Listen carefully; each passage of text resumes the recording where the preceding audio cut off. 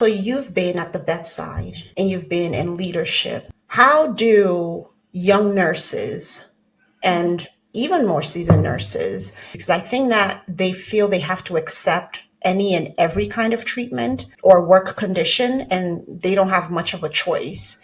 How can they set those boundaries very early on in the game, like when you first get employed, or how can they approach that topic in a very sort of respectful way and it's balanced on both parties? I don't believe that it falls solely on that new nurse. It is our responsibility as leaders and administrative leaders to advocate for these nurses because, for instance, I right now have an 18-year-old in one of my classes.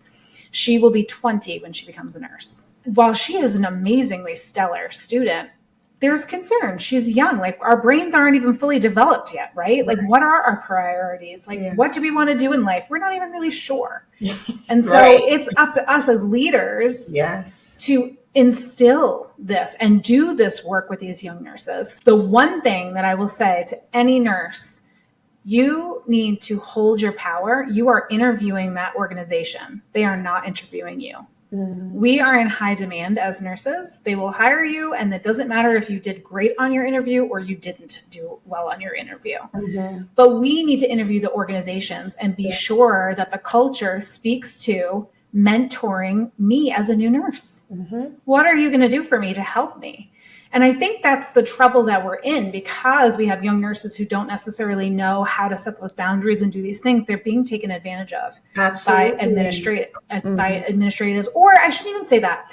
They are being taken advantage of, but I think it's because we also have leaders with no leadership experience leading departments because, the state of healthcare. That was me too. Like, I was looking up to all these leaders when I was a new leader.